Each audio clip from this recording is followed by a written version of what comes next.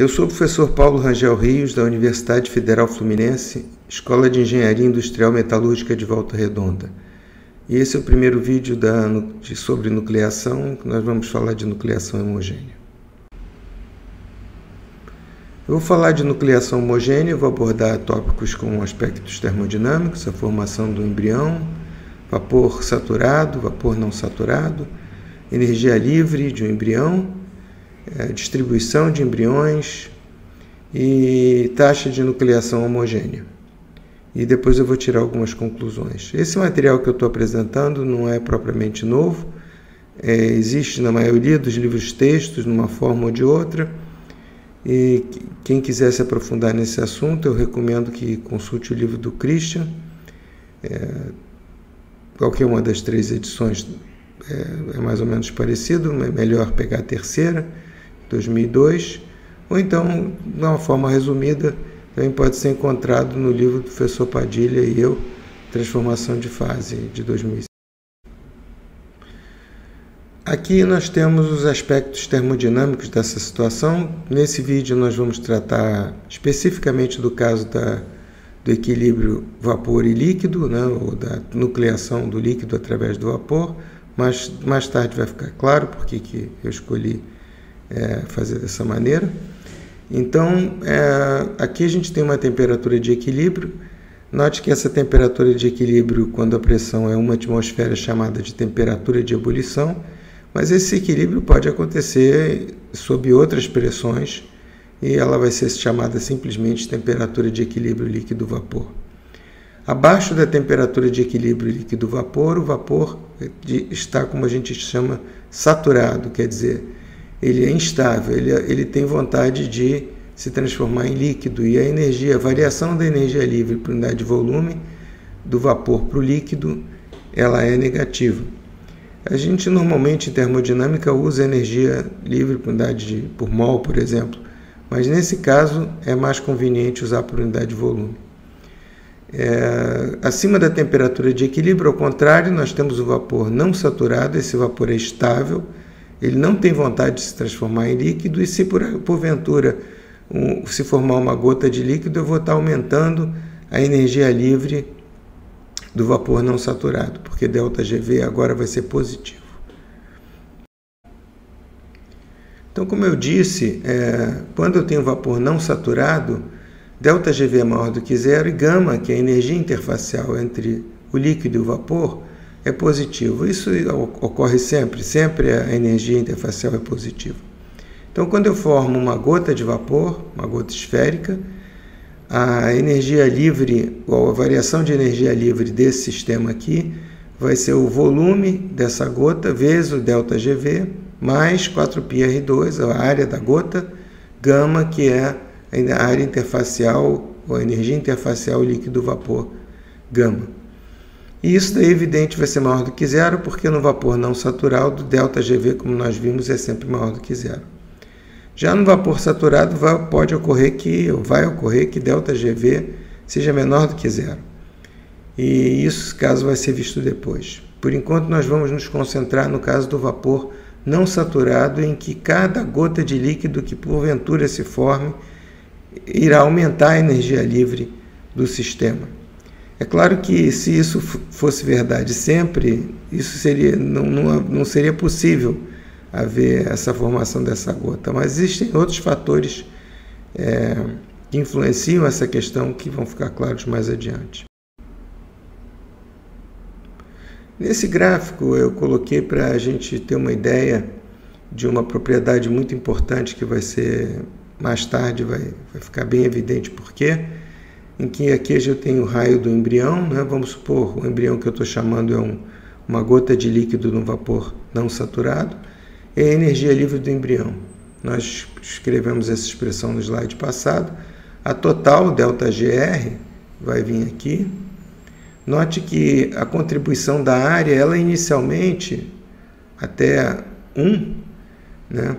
Nota que eu normalizei tudo, não estou atribuindo valores a nada, estou simplesmente esquecendo o 4π sobre 3 e o 4π, dizendo que é tudo igual a 1, para facilitar a plotagem do gráfico. Então, vamos dizer, para para números, vamos dizer, menores do que 1, um número ao quadrado é sempre maior do que um número ao cubo. Então, nessa fase inicial, quando a gota é muito pequenininha, a área da gota predomina, né? A contribuição da energia interfacial. Agora, quando a gota vai crescendo, o volume, a contribuição da energia livre do volume predomina.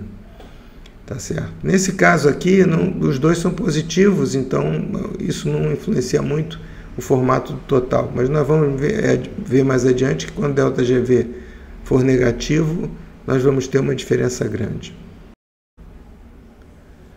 Bem, o que acontece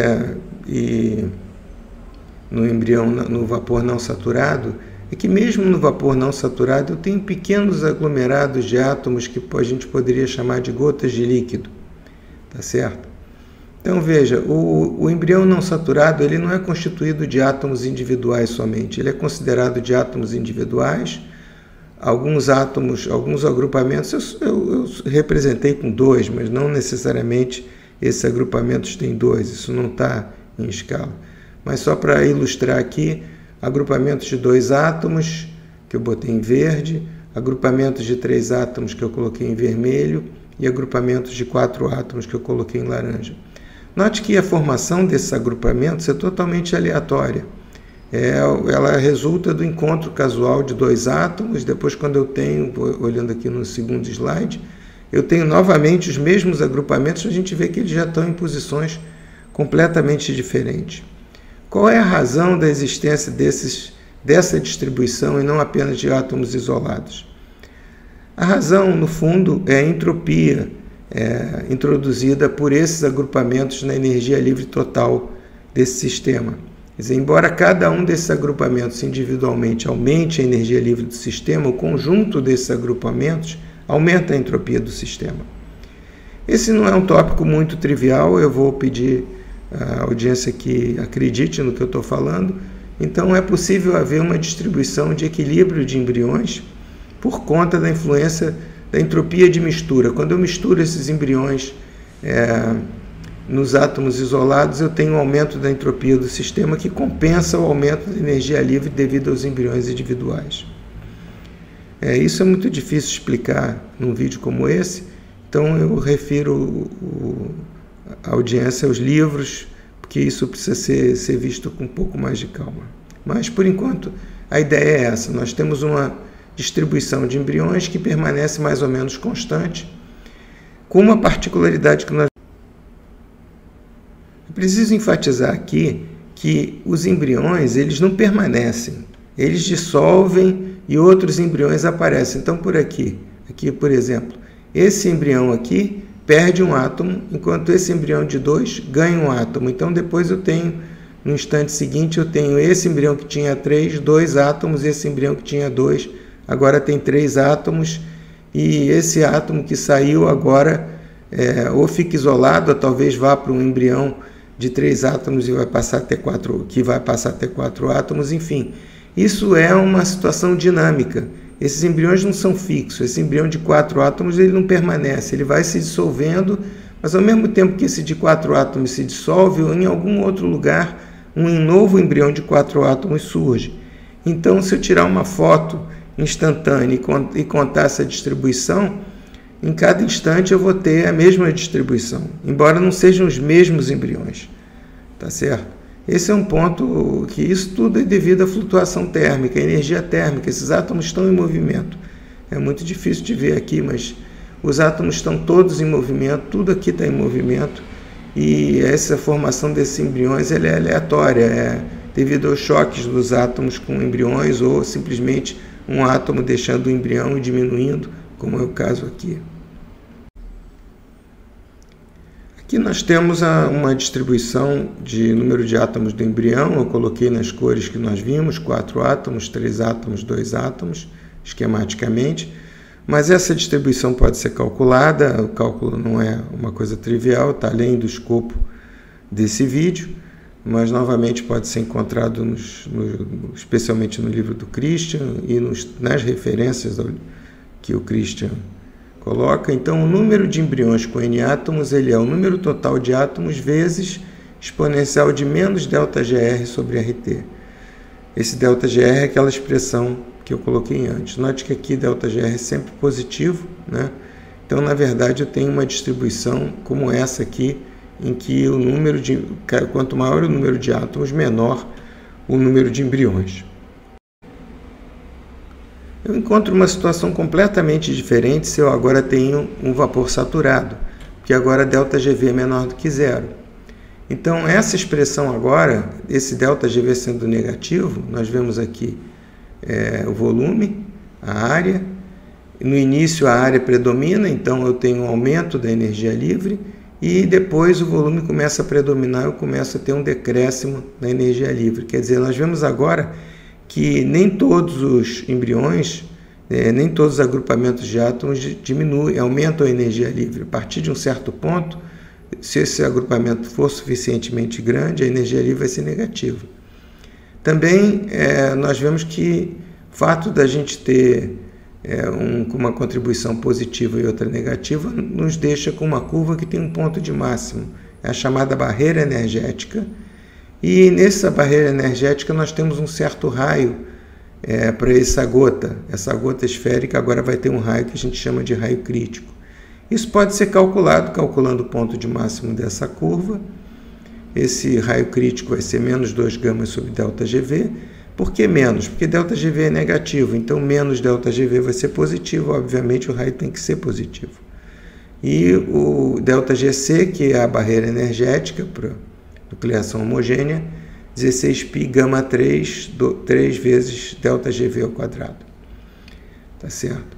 Nota que se eu tiver um átomo de tamanho crítico e aumentar um pouquinho o tamanho desse átomo, essa energia livre vai diminuir. Tá certo? Então, o que acontece? Esse átomo que eu chamo de crítico, esse agrupamento de átomos crítico, ele tem como propriedades, e ao ganhar um pequeno volume, ou ganhar um átomo, ele vai diminuir a energia livre.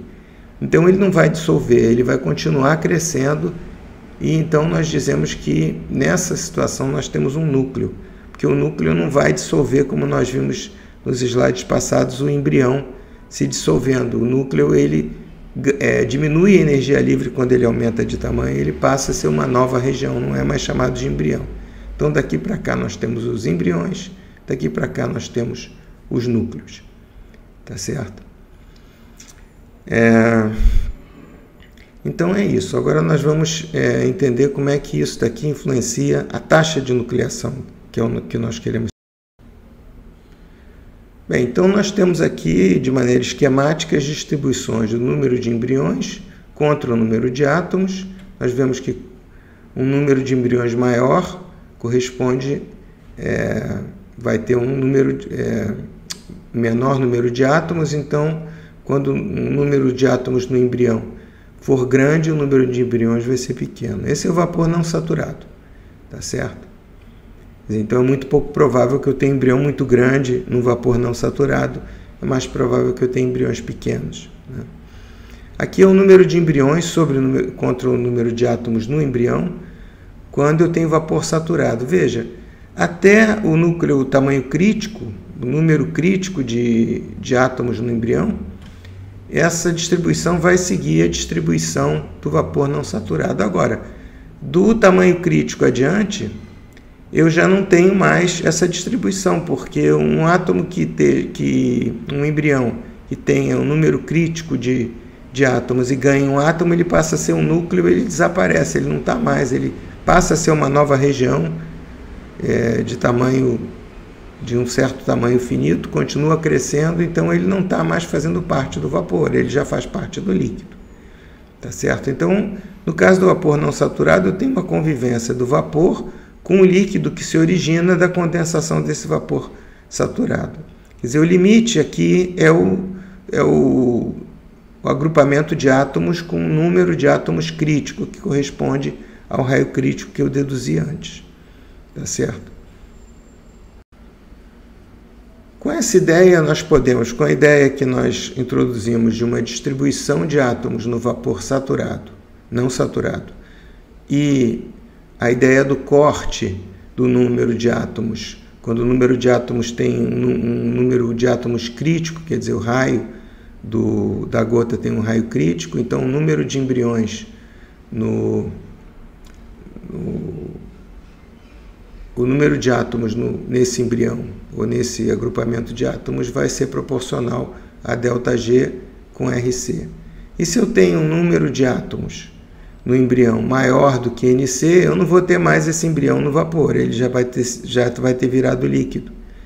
Então eu posso dizer que a distribuição de embriões no vapor saturado, ele segue a distribuição do vapor não saturado até N igual a NC. Eu tenho essa expressão que nós vimos antes. Então, eu tenho então o número de embriões que tem o número de átomos correspondente ao raio crítico, quer dizer, que os embriões que são entre embriões e núcleos, né, vão ser núcleos se eles ganharem mais um átomo. Então, o que seria a taxa de nucleação? Seria a frequência com que esses embriões que têm número de átomos críticos, ou já podemos talvez chamar de núcleos, ganham um átomo. Ao ganhar um átomo, eu tenho um novo núcleo que surge por unidade de tempo, por unidade de volume. Então, eu posso usar esse número de núcleos, ou número de embriões que tem o tamanho já, o número de átomos correspondente ao raio crítico, como ponto de partida para a minha teoria de nucleação.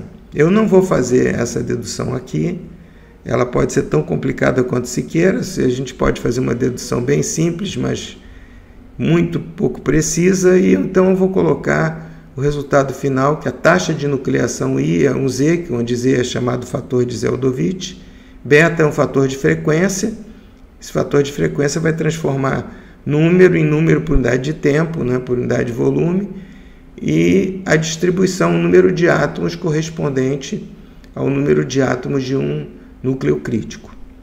Tá certo? Então, isso vai ser a minha taxa de nucleação. Note que nesse caso, nessa teoria, a taxa de nucleação é uma constante. Porque ΔGC, a barreira energética, é uma constante. Tá certo? Quem quiser, novamente, deduções mais precisas, eu recomendo que vá ao livro do Christian. Eu vou tirar algumas conclusões em que tanto vapor saturado quanto não saturado contém uma distribuição de embriões. No vapor saturado, a distribuição sofre um corte, porque ao ganhar um átomo, um embrião com tamanho crítico, ou um agrupamento de átomos que tem um número de átomos correspondente ao raio crítico, se torna um núcleo, e esse núcleo já é uma gota de líquido que cresce indefinidamente, não faz parte mais da distribuição de embriões no vapor. A taxa de nucleação depende exponencialmente da barreira energética, como vimos, e nós podemos usar esse raciocínio em outras circunstâncias, como líquido sólido, sólido, que nós vamos ver adiante. Finalmente, seria interessante mencionar que raramente na prática nós vemos nucleação homogênea. Em geral, nos processos industriais, o que nós vemos é nucleação heterogênea. No próximo vídeo vai tratar disso. Finalmente, eu queria agradecer àqueles que têm acompanhado a série de vídeos até agora e pedir, sinceramente, que mandem sugestões ou de vídeos que seriam interessantes serem feitos, ou como eu poderia melhorar esses vídeos, enfim.